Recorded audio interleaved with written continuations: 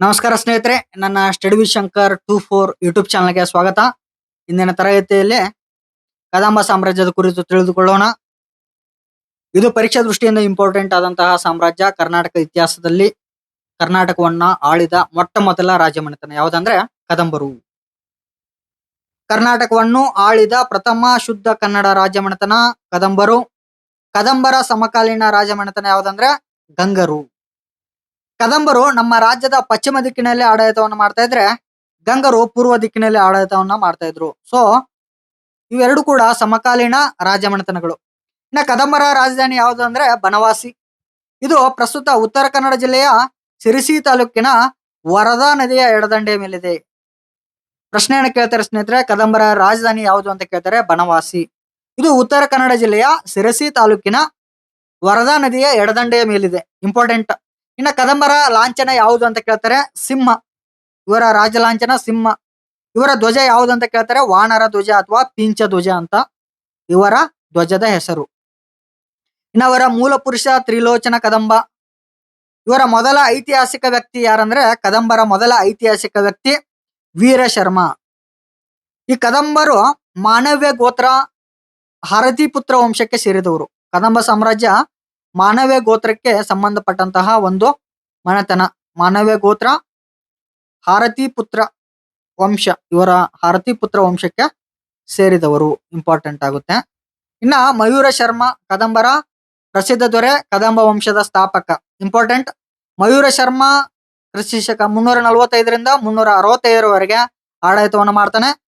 ತಾಳಗುಂದದ ಶಾಸನದ ಪ್ರಕಾರ ಮಯೂರ ವರ್ಮ ಕದಂಬ ವಂಶದ ಸ್ಥಾಪಕ. ಯಾವ ಶಾಸನ ಹೇಳ್ತದೆ ಅಂದ್ರೆ ತಾಳಗುಂದ ಶಾಸನ ಹೇಳ್ತದೆ, ಮಯೂರ ವರ್ಮ ಕದಂಬ ಸಾಮ್ರಾಜ್ಯದ ಸ್ಥಾಪಕ ಅಂತ ಹೇಳ್ತದೆ. ಇವನ ತಂದೆ ಬಂಧುಷೇನ, ತಾತ ವೀರಶರ್ಮ. ಇನ್ನ ಒಂದು ಐತಿಹಾಸಿಕ ಘಟನೆ ನಡೀತದೆ ಮಯೂರ ಶರ್ಮನ ಬದುಕಿನಲ್ಲಿ. ಈತ ತನ್ನ ತಾತನೊಂದಿಗೆ ಕಂಚಿ ವಿದ್ಯಾಕೇಂದ್ರಕ್ಕೆ ವಿದ್ಯಾಭ್ಯಾಸಕ್ಕೆ ಹೋಗಿದ್ದಾಗ, ಅವಾಗ ಕಂಚಿ ಅನ್ನೋದು ಒಂದು ದೊಡ್ಡ ಯೂನಿವರ್ಸಿಟಿ ಆಗಿತ್ತು. ಅಲ್ಲಿ ವಿದ್ಯಾಭ್ಯಾಸಕ್ಕೆ ಹೋಗ್ತಾ ಇರ್ತಾರೆ. ತನ್ನ ತಾತನೊಂದಿಗೆ ವಿದ್ಯಾಭ್ಯಾಸಕ್ಕೆ ಹೋಗಿರ್ತಾನೆ. ಅಲ್ಲಿ ಒಂದು ಘಟನೆ ನಡೀತದೆ. ಏನಂದ್ರೆ, ಕಂಚಿಯ ಪಲ್ಲವ ದೊರೆ ಶಿವಸ್ಕಂದ ವರ್ಮನ ಸೈನ್ಯದಿಂದ ಅವಮಾನಿತಗೊಳ್ತಾನೆ. ಯಾರು? ಈ ಮಯೂರ ವರ್ಮ. ಅವಾಗ ಅವಮಾನಿತಗೊಂಡಂತಹ ಮಯೂರ ವರ್ಮ ಪಲ್ಲವರನ್ನ ನಿರ್ಮೂಲನೆ ಮಾಡುವಂತಹ ಪಣವನ್ನ ತೊಡ್ತಾನೆ. ಬ್ರಾಹ್ಮಣತ್ವವನ್ನ ತೊರೆದು ಕ್ಷಾತ್ರ ಧರ್ಮವನ್ನ ಸ್ವೀಕರಿಸ್ತಾನೆ. ಪಲ್ಲವರನ್ನ ಸೋಲಿಸ್ತಾನೆ. ಬಾಣರನ್ನ ಸೋಲಿಸ್ತಾನೆ. ಬನವಾಸಿಯನ್ನ ರಾಜಧಾನಿಯನ್ನಾಗಿ ಮಾಡಿ ಕದಂಬ ವಂಶವನ್ನ ಸ್ಥಾಪಿಸ್ತಾನೆ. ಇಂಪಾರ್ಟೆಂಟ್. ತಾಳಗುಂದ ಶಾಸನದ ಪ್ರಕಾರ ಇವನು 18 ಅಶ್ವಮೇಧ ಯಾಗವನ್ನ ಆಚರಿಸ್ತಾನೆ. ಇನ್ನ ಚಿತ್ರದುರ್ಗದ ಚಂದ್ರವಳ್ಳಿಯಲ್ಲಿ ದೊರಕಿರುವಂತಹ ಇವನ ಶಾಸನದ ಪ್ರಕಾರ ಉತ್ತರದ ತ್ರಿಕೂಟರನ್ನ, ಅಬೀರರನ್ನ, ಪಾರಿಯಾತ್ರಕರನ್ನ, ಶಕರು ಮತ್ತು ಮೌಕರಿಗಳನ್ನ, ದಕ್ಷಿಣದ ಪಲ್ಲವರನ್ನ, ಪುಣ್ಣಾಟರನ್ನ ಮತ್ತು ಸೇಂದ್ರಕರನ್ನ ಸೋಲಿಸಿದನೆಂದು ತಿಳಿದು ಬರ್ತದೆ. ಉತ್ತರದ ಭಾಗಗಳಾದಂತಹ ತ್ರಿಕೂಟ ಸಾಮ್ರಾಜ್ಯಗಳು, ಅಬಿರರು, ಪಾರಿಯಾತ್ರಕರು, ಶಕರು ಮತ್ತು ಮೌಕರಿಗಳನ್ನ, ದಕ್ಷಿಣದ ಸಾಮ್ರಾಜ್ಯಗಳಾದಂತಹ ಪಲ್ಲವ ಸಾಮ್ರಾಜ್ಯ, ಪುಣ್ಣಾಟರು ಮತ್ತು ಸೇಂದ್ರಕರನ್ನ ಸೋಲಿಸಿದನೆಂದು ತಿಳಿದು ಬರ್ತದೆ. ಯಾವ ಶಾಸನದ ಪ್ರಕಾರ? ಚಿತ್ರದುರ್ಗದ ಚಂದ್ರವಳ್ಳಿಯಲ್ಲಿ ದೊರೆತಿರುವಂತಹ ಶಾಸನದ ಪ್ರಕಾರ. ಈತ ಬ್ರಾಹ್ಮಣರಿಗೆ ಗ್ರಾಮಗಳನ್ನ ದತ್ತಿಯಾಗಿ ಕೊಟ್ಟಿರ್ತಾನೆ. ತಾಳಗುಂದದ ಬ್ರಾಹ್ಮಣರಿಗೆ ಭೂದಾನವನ್ನ ಮಾಡಿದನೆಂದು ಈ ಚಂದ್ರವಳ್ಳಿ ಶಾಸನ ಹೇಳ್ತದೆ. ಇನ್ನ ನೆಕ್ಸ್ಟ್ ದೊರೆ ಯಾರಂದ್ರೆ ಭಗೀರಥ ವರ್ಮ. ಕ್ರಿಸ್ತಶಕ 390ರಿಂದ 415ರವರೆಗೆ ಆಡಳಿತವನ್ನ ಮಾಡ್ತಾನೆ. ಈತ ಮಯೂರ ವರ್ಮನ ಮೊಮ್ಮಗ. ಮಯೂರ ವರ್ಮನ ಮೊಮ್ಮಗ ಯಾರಂದ್ರೆ ಭಗೀರಥ ವರ್ಮ. ಇವನ ತಂದೆ ಹೆಸರು ಕಂಗವರ್ಮ. ಈತನ ತಂದೆ ಹೆಸರು ಕಂಗವರ್ಮ. ಇಂಪಾರ್ಟೆಂಟ್. ಮಯೂರ ವರ್ಮನ ಮೊಮ್ಮಗ ಭಗೀರಥ ವರ್ಮ. ಈತನನ್ನ ಶಾಸನಗಳಲ್ಲಿ ಕುಂತಳಾದೀಶ್ವರನೆಂದು ಕರಿತಾ ಇದ್ರು. ಮತ್ತೆ ಕದಂಬ ಕುಲದ ಸಗರನೆಂದು ವರ್ಣನೆ ಮಾಡ್ತಾರೆ. ಈತ ಬನಿ ಎಂಬ ನಾಮಾಂಕಿತದ ನಾಣ್ಯಗಳನ್ನ ಚಲಾವಣೆಗೆ ತರ್ತಾನೆ. ಬನಿ ಎಂಬ ನಾಮಾಂಕಿತದ ನಾಣ್ಯಗಳನ್ನ ಚಲಾವಣೆಗೆ ತರ್ತಾನೆ. ಇಂಪಾರ್ಟೆಂಟ್. ಯಾರು? ಭಗೀರಥ ವರ್ಮ. ಇನ್ನ ಭೋಜನ ಶೃಂಗಾರ ಪ್ರಕಾಶನದ ಪ್ರಕಾರ ಗುಪ್ತರ ದೊರೆಯಾದ 2ನೇ ಚಂದ್ರಗುಪ್ತ ವಿಕ್ರಮಾದಿತ್ಯನು ಇವನ ಆಸ್ಥಾನಕ್ಕೆ ಕಾಳಿದಾಸನನ್ನ ರಾಯಭಾರಿಯಾಗಿ ಕಳುಹಿಸಿದ ಎಂದು ಉಲ್ಲೇಖಿಸಿದೆ. ಇಂಪಾರ್ಟೆಂಟ್. ಇನ್ನ ಕಾಕುಸ್ಥ ವರ್ಮನ ಕುರಿತು ತಿಳಿದುಕೊಳ್ಳೋಣ. ಕದಂಬರ ಅತ್ಯಂತ ಶ್ರೇಷ್ಠ ದೊರೆ. ಈತನ ಕಾಲಮಾನ ಕ್ರಿಸ್ತಿ ಶಕ 405ರಿಂದ 430, ಅಥವಾ ಇನ್ನೊಂದು ದಾಖಲೆಯ ಪ್ರಕಾರ 435ರಿಂದ 455 ಈತನ ಒಂದು ಕಾಲಾವಧಿ. ಕದಂಬರಲ್ಲಿ ಅತ್ಯಂತ ಶ್ರೇಷ್ಠ ಹಾಗೂ ಉದಾರವಾದಿ ದೊರೆ. ಶಾಂತಿವರ್ಮನ ತಾಳಗುಂದ ಶಾಸನವು ಇವನನ್ನ ಕದಂಬ ಕುಲದ ಶಿರೋಮಣಿ ಅಂತ ವರ್ಣಿಸಿದೆ. ಮತ್ತೆ ಕೀರ್ತಿ ಸೂರ್ಯ, ಅನರ್ಘ್ಯ ರತ್ನ ಅಂತ ವರ್ಣನೆ ಮಾಡ್ತದೆ. ಈತ ಅನ್ಯ ರಾಜ್ಯಗಳೊಂದಿಗೆ ತನ್ನ ಹೆಣ್ಣು ಮಕ್ಕಳನ್ನ ನೀಡಿ ವೈವಾಹಿಕ ಸಂಬಂಧಗಳನ್ನ ಬೆಳೆಸಿಕೊಂಡ. ಅವುಗಳಂದ್ರೆ ಗುಪ್ತರ ದೊರೆ 2ನೇ ಚಂದ್ರಗುಪ್ತನ ಮಗ ಕುಮಾರಗುಪ್ತನೊಂದಿಗೆ ವೈವಾಹಿಕ ಸಂಬಂಧವನ್ನ ಮಾಡಿಕೊಂಡಿರ್ತಾನೆ. ವಾಕಾಟಕರ ದೊರೆ ನರೇಂದ್ರ ಸೇನನ ಜೊತೆಗೂ ವೈವಾಹಿಕ ಸಂಬಂಧಗಳನ್ನ ಏರ್ಪಡಿಸಿರ್ತಾನೆ. ಆಳುಪ ದೊರೆ ಪಶುಪತಿಯೊಂದಿಗೆ ವೈವಾಹಿಕ ಸಂಬಂಧವಿರುತ್ತದೆ. ಗಂಗ ದೊರೆ 2ನೇ ಮಾಧವನೊಂದಿಗೆ ವೈವಾಹಿಕ ಸಂಬಂಧಗಳನ್ನ, ತನ್ನ ಹೆಣ್ಣು ಮಕ್ಕಳನ್ನ ನೀಡಿ ವೈವಾಹಿಕ ಸಂಬಂಧಗಳನ್ನ ಬೆಳೆಸಿಕೊಂಡಿರ್ತಾನೆ. ಈತ ಧರ್ಮರಾಜ, ಧರ್ಮ ಮಹಾರಾಜ ಎಂಬ ಬಿರುದುಗಳನ್ನ ಧರಿಸಿರ್ತಾನೆ. ಇಂಪಾರ್ಟೆಂಟ್, ಈತನಿಗಿರುವಂತಹ ಬಿರುದುಗಳು ಧರ್ಮರಾಜ, ಧರ್ಮ ಮಹಾರಾಜ ಎಂಬ ಬಿರುದುಗಳಿರ್ತವೆ. ಇನ್ನ ತಾಳಗುಂದದಲ್ಲಿ ಪ್ರಣವೇಶ್ವರ ಕೆರೆಯನ್ನ ನಿರ್ಮಿಸಿ ಅಲ್ಲಿ ಶಾಸನವನ್ನ ಕೆತ್ತಿಸ್ತಾನೆ. ತಾಳಗುಂದದಲ್ಲಿ ಪ್ರಣವೇಶ್ವರ ಕೆರೆಯನ್ನ ನಿರ್ಮಿಸಿ ಅಲ್ಲಿ ಶಾಸನವನ್ನ ಕೆತ್ತಿಸ್ತಾನೆ. ತಾಳಗುಂದ ಶಿವಮೊಗ್ಗ ಜಿಲ್ಲೆಯಲ್ಲಿ ಕಂಡುಬರುವಂತದ್ದು. ಹಲಸಿ ಮತ್ತು ಹಲ್ಮಿಡಿ ಶಾಸನಗಳು ಇವನ ಸಾಧನೆಗಳನ್ನ ತಿಳಿಸ್ತವೆ. ಇಂಪಾರ್ಟೆಂಟ್. ಕನ್ನಡದ ಮೊದಲ ಶಾಸನ ಹಲ್ಮಿಡಿ ಶಾಸನವು ಯಾರ ಕಾಲದ್ದು ಅಂತ ಕೇಳ್ತಾರೆ? ಕಾಕುಸ್ಥ ವರ್ಮನ ಕಾಲದ್ದು. ಇಂಪಾರ್ಟೆಂಟ್, ಕಾಕುಸ್ಥ ವರ್ಮನ ಕಾಲದ್ದು. ಈ ಹಲ್ಮಿಡಿ ಶಾಸನದ ಕಾಲ ಯಾವ್ದಂದ್ರೆ ಕ್ರಿಸ್ತಿ ಶಕ 450. ಇಂಪಾರ್ಟೆಂಟ್. ಇನ್ನು ಹಲ್ಮಿಡಿ ಶಾಸನ ಎಷ್ಟು ಸಾಲುಗಳಲ್ಲಿ ರಚನೆ ಆಗಿದೆ ಅಂತ ಕೇಳ್ತಾರೆ? 17 ಸಾಲುಗಳಲ್ಲಿ ರಚನೆ ಆಗಿರುವಂತದ್ದು. ಇಂಪಾರ್ಟೆಂಟ್. ಇನ್ನ ಕ್ರಿಸ್ತಿ ಶಕ 425ರಲ್ಲಿ ಕನ್ನಡವನ್ನ ಆಡಳಿತ ಭಾಷೆಯನ್ನಾಗಿ ಮಾಡ್ತಾನೆ. ಯಾರೋ? ಕಾಕುತ್ಸ ವರ್ಮ. ಕನ್ನಡವನ್ನ ರಾಜ್ಯ ಭಾಷೆಯಾಗಿ ಘೋಷಣೆ ಮಾಡಿದವನು ಯಾರಂದ್ರೆ ಕಾಕುತ್ಸ ವರ್ಮ, ಕ್ರಿಸ್ತಿ ಶಕ 425ರಲ್ಲಿ. ಇವನ ಮಗನಾದ ಶಾಂತಿವರ್ಮನು ಪ್ರಸಿದ್ಧ ತಾಳಗುಂದ ಶಾಸನವನ್ನ ತನ್ನ ಆಸ್ಥಾನದ ಕವಿಯಾದ ಕವಿಕುಬ್ಜನಿಂದ ಬರೆಸ್ತಾನೆ. ಯಾರೋ? ಶಾಂತಿವರ್ಮನು ಪ್ರಸಿದ್ಧ ತಾಳಗುಂದ ಶಾಸನವನ್ನ ಕವಿಕುಬ್ಜನಿಂದ ಬರೆಸ್ತಾನೆ. ಇಂಪಾರ್ಟೆಂಟ್. ಇನ್ನ ಕಾಕುತ್ಥ ವರ್ಮನ ಮೊಮ್ಮಗ ಯಾರಂದ್ರೆ ಮುರುಗೇಶ ವರ್ಮ. ಈ ಮುರುಗೇಶ ವರ್ಮನ ಕಾಲದಲ್ಲಿ ಕದಂಬ ಸಾಮ್ರಾಜ್ಯ 3 ಭಾಗಗಳಾಗಿ ಒಡೆದು ಹೋಯಿತು. ಬನವಾಸಿಯಲ್ಲಿ ಮುರುಗೇಶ ವರ್ಮ ಆಡಳಿತವನ್ನ ಮಾಡಿದ್ರೆ, ಶ್ರೀ ಪರ್ವತದಲ್ಲಿ ಕಾಕುತ್ಥ ವರ್ಮನ ಮತ್ತೊಬ್ಬ ಮಗ ಕೃಷ್ಣವರ್ಮ ಆಡಳಿತವನ್ನ ಮಾಡ್ತಾನೆ. ಉಚ್ಚಂಗಿಯಿಂದ ಮತ್ತೊಬ್ಬ ಮಗ ಕುಮಾರವರ್ಮ ಆಡಳಿತವನ್ನ ಮಾಡ್ತಾನೆ. ಇಂಪಾರ್ಟೆಂಟ್ ಏನಂದ್ರೆ, ಈ ಕದಂಬ ಸಾಮ್ರಾಜ್ಯ ಒಡೆದು ಹೋಗ್ತದೆ. ಒಡೆದು ಹೋಗಿ 3 ರಾಜರು ಆಡಳಿತವನ್ನು ಮಾಡ್ತಾರೆ. ಬನವಾಸಿಯಲ್ಲಿ ಯಾರಂದ್ರೆ ಮುರುಗೇಶ ವರ್ಮ. ಇಂಪಾರ್ಟೆಂಟ್. ಬನವಾಸಿಯಲ್ಲಿ ಯಾರಂದ್ರೆ ಮುರುಗೇಶ ವರ್ಮ. ಶ್ರೀ ಪರ್ವತದಲ್ಲಿ ಯಾರಂದ್ರೆ ಕೃಷ್ಣವರ್ಮ ಆಡಳಿತವನ್ನ ಮಾಡ್ತಾನೆ. ಇನ್ನ ಉಚ್ಚಂಗಿಯಲ್ಲಿ ಯಾರಂದ್ರೆ ಕುಮಾರವರ್ಮ. ಯಾರೋ? ಕುಮಾರವರ್ಮ ಆಡಳಿತವನ್ನ ಮಾಡ್ತಾನೆ. ಇಂಪಾರ್ಟೆಂಟ್. ಕದಂಬ ರಾಜ್ಯ ಒಡೆದು ಹೋಗ್ತದೆ, 3 ಭಾಗಗಳಾಗಿ ಒಡೆದು ಹೋಗ್ತದೆ. ಬನವಾಸಿಯಲ್ಲಿ ಮುರುಗೇಶ ವರ್ಮ, ಶ್ರೀ ಪರ್ವತದಲ್ಲಿ ಕೃಷ್ಣವರ್ಮ, ಉಚ್ಚಂಗಿಯಲ್ಲಿ ಕುಮಾರವರ್ಮ ಆಡಳಿತವನ್ನು ಮಾಡ್ತಾರೆ. ಇನ್ನ ಮುರುಗೇಶ ವರ್ಮ ನ್ಯಾಯ ವಿತರಣೆಯಲ್ಲೇ ಯುಧಿಷ್ಠರನೆಂಬ ಹೆಸರನ್ನ ಪಡೆದಿದ್ದನು. ಯಾರೋ? ಮುರುಗೇಶ ವರ್ಮ. ಇನ್ನ ಮುರುಗೇಶ ವರ್ಮನ ಕಾಲದಲ್ಲಿ ಹಲಸಿಯು ಕದಂಬರ 2ನೇ ರಾಜಧಾನಿ ಆಯ್ತು. ಹಲಸಿ 2ನೇ ರಾಜಧಾನಿ ಆಗ್ತದೆ. ಕದಂಬರದ 2ನೇ ರಾಜಧಾನಿ ಯಾವ್ದಂದ್ರೆ ಹಲಸಿ, 2ನೇ ರಾಜಧಾನಿ.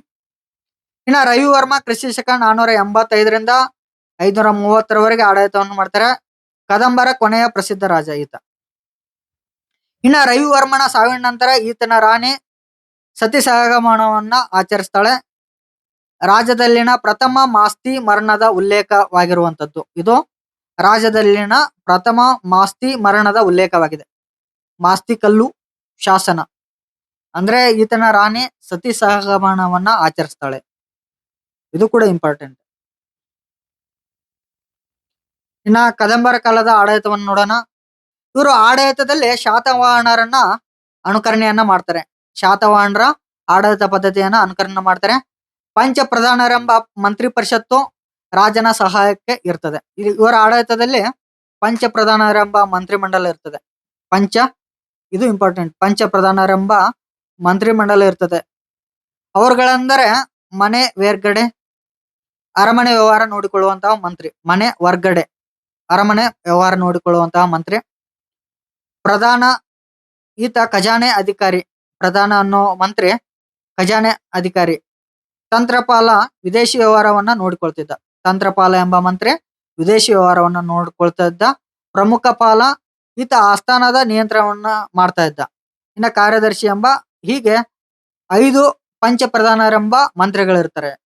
ಇನ್ನ ಕದಂಬರ ಪ್ರಾಂತ್ಯಗಳ ಸಣ್ಣ ವಿಭಾಗಗಳ ಮೇಲ್ವಿಚಾರಕರು ಮನ್ನೆಯರು. ಕದಂಬರ ಒಂದು ಪ್ರಾಂತ್ಯಗಳ ಮೇಲ್ವಿಚಾರಕರು ಯಾರಂದ್ರೆ ಮನ್ನೆಯರು. ಮನ್ನೆಯರು ಎಂಬ ಅಧಿಕಾರಿಗಳನ್ನ ನೇಮಕ ಮಾಡಿರ್ತಾನೆ. ಯಾರೋ ಕದಂಬ ವಂಶದ ರಾಜರುಗಳು. ಇನ್ನ ಚಾತುರ್ವರ್ಣ ವ್ಯವಸ್ಥೆ ಇರ್ತದೆ. ಅವಿಭಕ್ತ ಕುಟುಂಬ ವ್ಯವಸ್ಥೆ ಇರ್ತದೆ. ಪಿತೃಪ್ರಧಾನ ಕುಟುಂಬ. ಸ್ತ್ರೀಯರಿಗೆ ಸಾಕಷ್ಟು ಸ್ವಾತಂತ್ರ್ಯದ ಒಂದು ಸಾಮಾಜಿಕ ಒಂದು ವಾತಾವರಣ ಇರ್ತದೆ ಕದಂಬರ ಕಾಲದಲ್ಲಿ. ಇನ್ನ ಕದಂಬರ ಒಂದು ಪ್ರಮುಖ ಲಕ್ಷಣಗಳು ಯಾವ ನೋಡೋಣ. ಇನ್ನ ಸರ್ವನಾಮಸ್ಯ, ತ್ರಿಭೋಗ, ತಾಳವೃತ್ತಿ ಇವು ಭೂಕಂದಾಯದ 3 ವಿಧಗಳು. ಕದಂಬರ ಆಡಳಿತದಲ್ಲಿ ಭೂ ಕಂದಾಯ ಪದ್ಧತಿಯಲ್ಲಿ ಸರ್ವನಾಮಸ್ಯ, ತ್ರಿಭೋಗ ಮತ್ತು ತಾಳವೃತ್ತಿ ಎಂಬ 3 ರೀತಿಯಾದಂತಹ ಭೂ ಕಂದಾಯ ವಿಧಗಳಿದ್ವು. ಇನ್ನ ಪ್ರಮುಖ ಬಂದರುಗಳು ಯಾವ ಅಂತ ನೋಡೋಣ ಸ್ನೇಹಿತರೆ. ಮಂಗಳೂರು ಮತ್ತು ಹೊನ್ನಾವರ, ಅಂಕೋಲಾ, ಚಾಲ್ ಮತ್ತು ಗೋವಾ ಕದಂಬರ ಒಂದು ಕಾಲಘಟ್ಟದ ಬಂದರುಗಳಾಗಿರ್ತವೆ. ಇನ್ನು ಇವರ ಪ್ರಸಿದ್ಧ ನಾಣ್ಯ ಯಾವುದಂದ್ರೆ ಪದ್ಮಟಂಕ. ಇದು ಇಂಪಾರ್ಟೆಂಟ್. ಕದಂಬರ ನಾಣ್ಯ ಯಾವುದು ಅಂತ ಕೇಳ್ತಾರೆ. ಪದ್ಮಟಂಕ ಎಂಬ ನಾಣ್ಯ ಚಲಾವಣೆಯಲ್ಲಿ ಇರ್ತದೆ. ಇವರು ವೈದಿಕ ಧರ್ಮ ಪರಿಪಾಲಕರಾಗಿದ್ದರು. ಜೈನ ಬೌದ್ಧ ಧರ್ಮಕ್ಕೂ ಕೂಡ ಸಹ ಇವರು ಪ್ರೋತ್ಸಾಹವನ್ನ ಕೊಟ್ಟಿದ್ದರು. ಇನ್ನ ಚಾಲುಕ್ಯರ ಕಾಲದಲ್ಲಿ ಭೇಟಿ ನೀಡಿದಂತಹ ಚೀನಾದ ಹ್ಯುಯೆನ್ಸಾಂಗ್ ಬನವಾಸಿಯಲ್ಲಿ 10,000 ಬೌದ್ಧ ಭಿಕ್ಷುಗಳು ಇರ್ತಾರೆ ಅಂತ ತಿಳಿಸಿದ್ದಾನೆ. ಯಾರ ಚೀನಾದ ಹ್ಯುಯೆನ್ಸಾಂಗ್ ಬನವಾಸಿಯಲ್ಲಿ ಭೇಟಿಯನ್ನ ಕೊಟ್ಟಿರ್ತಾನೆ. ಅವಾಗ 10,000 ಜನ ಬೌದ್ಧ ಭಿಕ್ಷುಗಳು ಇದ್ದರೆಂದು ಒಂದು ದಾಖಲೆಯನ್ನು ಒದಗಿಸಿಕೊಡ್ತಾನೆ. ಯಾರು? ಹ್ಯುಯೆನ್ಸಾಂಗ್. ಇನ್ನ ಮಠಗಳು, ಅಗ್ರಹಾರ, ಘಟಿಕಾ ಸ್ಥಾನಗಳು ಪ್ರಮುಖ ವಿದ್ಯಾಕೇಂದ್ರಗಳು. ಇಲ್ಲೆಲ್ಲ ಶಿಕ್ಷಣವನ್ನ ಬೋಧನೆ ಮಾಡ್ತಾ ಇದ್ರು. ಮಠಗಳಲ್ಲಿ, ಅಗ್ರಹಾರಗಳಲ್ಲಿ, ಘಟಿಕಾ ಸ್ಥಾನಗಳಲ್ಲಿ ಶಿಕ್ಷಣವನ್ನ ನೀಡ್ತಾ ಇರ್ತಾರೆ. ತಾಳಗುಂದ ಅಗ್ರಹಾರಕ್ಕೆ ಒಂದು ಪ್ರಸಿದ್ಧಿಯಾಗಿತ್ತು. ತಾಳಗುಂದ ಅವಾಗ ಒಂದು ಶಿಕ್ಷಣಕ್ಕೆ ಹೆಸರುವಾಸಿಯಾದಂತಹ ಒಂದು ಸ್ಥಳವಾಗಿತ್ತು. ಯಾವುದು? ತಾಳಗುಂದ ಅಗ್ರಹಾರಕ್ಕೆ ಪ್ರಸಿದ್ಧವಾಗಿತ್ತು. ಇನ್ನ ಹಾಗೆಯೇ ಬಳ್ಳಿಗಾವೆ, ಬಾಂಡನಪುರ, ಕುಪ್ಪಟ್ಟೂರು ಮಠಗಳು ಪ್ರಸಿದ್ಧಿಯಾಗಿರ್ತವೆ. ಯಾವುದು? ಬಳ್ಳಿಗಾವೆ, ಬಾಂಡನಪುರ, ಕುಪ್ಪಟ್ಟೂರು ಈ ಎಲ್ಲಾ ಮಠಗಳು ಪ್ರಸಿದ್ಧಿಯಾಗಿರ್ತವೆ. ಘಟಿಕಾ ಸ್ಥಾನಗಳು ಉನ್ನತ ವಿದ್ಯಾಭ್ಯಾಸ ಕೇಂದ್ರಗಳಿರ್ತವೆ. ಈಗಿನ ಯೂನಿವರ್ಸಿಟಿಗಳು ಇದಾವಲ್ಲ, ಅತ್ಯುನ್ನತ ಯೂನಿವರ್ಸಿಟಿಗಳು, ಉನ್ನತ ಶಿಕ್ಷಣವನ್ನ ನೀಡುವಂತಹ ಯೂನಿವರ್ಸಿಟಿಗಳು ಇದಾವಲ್ಲ, ಅವಾಗ ಈ ತಾಳಗುಂದ, ಬಳ್ಳಿಗಾವೆ, ಬಾಂಡನಪುರ, ಕುಪ್ಪಟ್ಟೂರು ಮಠಗಳು ಶಿಕ್ಷಣಕ್ಕೆ ಹೆಸರುವಾಸಿಯಾದಂತಹ ಒಂದು ಘಟಿಕಾ ಸ್ಥಾನಗಳಾಗಿದ್ದವು. ಇನ್ನ ಕದಂಬರ ಕಲೆ ಮತ್ತು ವಾಸ್ತುಶಿಲ್ಪದ ಕುರಿತು ತಿಳಿದುಕೊಳ್ಳೋಣ. ತಮ್ಮದೇ ಆದ ಕದಂಬ ಕಲಾ ಶೈಲಿಯನ್ನ ಇವರು ಸೃಷ್ಟಿಸುತ್ತಾರೆ. ಕದಂಬರು ತಮ್ಮದೇ ಆದ ಕಲಾ ಶೈಲಿಯನ್ನ ಸೃಷ್ಟಿಸಿದ್ದರು. ಮೆಟ್ಟಿಲಿನ ಆಕೃತಿಯ ಗೋಪುರಗಳು, ಚತುಷ್ಕೋಣಾಕಾರದ ದೇವಾಲಯಗಳು, ಸ್ತಂಭಗಳಿಂದ ಕೂಡಿದಂತಹ ದೇವಾಲಯಗಳು, ಪ್ರತ್ಯೇಕವಾಗಿರುವ ಗರ್ಭಗುಡಿ, ಸುಖನಾಸಿ ಇವರ ವಾಸ್ತುಶಿಲ್ಪದ ಲಕ್ಷಣಗಳು. ಸ್ನೇಹಿತರ, ಕದಂಬರ ವಾಸ್ತುಶಿಲ್ಪ ಶೈಲಿಯ ಲಕ್ಷಣಗಳು ಯಾವುವು ಅಂತ ಕೇಳ್ತಾರೆ ಸ್ನೇಹಿತರ.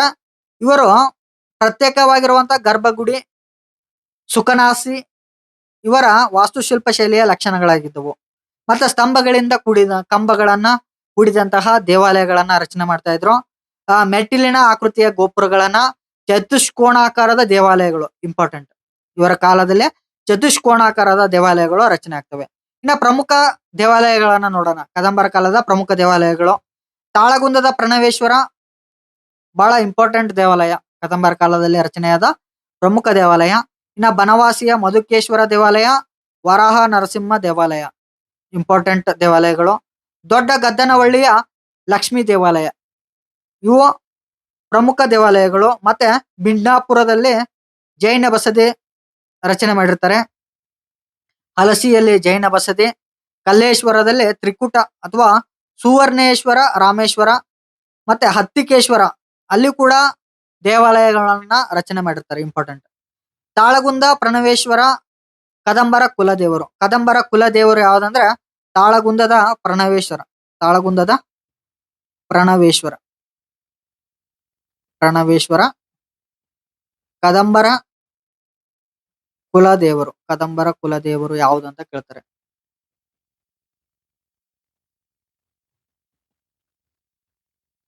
ಬನವಾಸ್ ಬನವಾಸಿಯ ಮಧುಕೇಶ್ವರ ಕದಂಬರ ಮನೆದೇವರು. ಕದಂಬರ ಮನೆದೇವರು ಬನವಾಸಿಯ ಮಧುಕೇಶ್ವರ.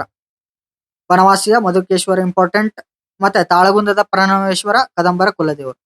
ಸ್ನೇಹಿತರೆ, ನಾವು ಕದಂಬ ಸಾಮ್ರಾಜ್ಯದ ಪ್ರಮುಖ ದೊರೆಗಳು ಮತ್ತೆ ಅವರ ಆಡಳಿತ ವ್ಯವಸ್ಥೆ ಹೀಗೆ ಬಹಳಷ್ಟು ಮಾಹಿತಿಗಳನ್ನ ಈ ಒಂದು ತರಗತಿಯಲ್ಲಿ ತಿಳಿದುಕೊಂಡಿವಿ ಸ್ನೇಹಿತರೆ. ಕದಂಬರ ಇಂಪಾರ್ಟೆಂಟ್ ಆದಂತಹ ಎಲ್ಲಾ ಪ್ರಮುಖ ಮಾಹಿತಿಗಳನ್ನ ಈ ಒಂದು ತರಗತಿಯಲ್ಲಿ ನಾವು ತಿಳಿದುಕೊಂಡಿವಿ ಸ್ನೇಹಿತರೆ. ನನ್ನ ಸ್ಟಡಿ ವಿತ್ ಶಂಕರ್ 24 ಯೂಟ್ಯೂಬ್ ಚಾನಲ್ಗೆ ಸಬ್ಸ್ಕ್ರೈಬ್ ಮಾಡಿ ಅಂತ ಹೇಳ್ತಾ, ಇನ್ನೂ ಹಲವು ಮಾಹಿತಿಗಳನ್ನ ಮುಂದಿನ ಸಾಮ್ರಾಜ್ಯದಲ್ಲಿ ಬರುವಂತಹ ಸಾಮ್ರಾಜ್ಯದ ಕುರಿತು ನಾನು ಚರ್ಚಿಸ್ತೀನಿ. ನನ್ನ ಸ್ಟಡಿ ವಿತ್ ಶಂಕರ್ 24 ಯೂಟ್ಯೂಬ್ ಚಾನಲ್ಗೆ ಸಬ್ಸ್ಕ್ರೈಬ್ ಆಗಿ ಅಂತ ಹೇಳ್ತಾ ತರಗತಿಯನ್ನು ಮುಗಿಸ್ತಾ ಇದ್ದೀನಿ. ಧನ್ಯವಾದಗಳು.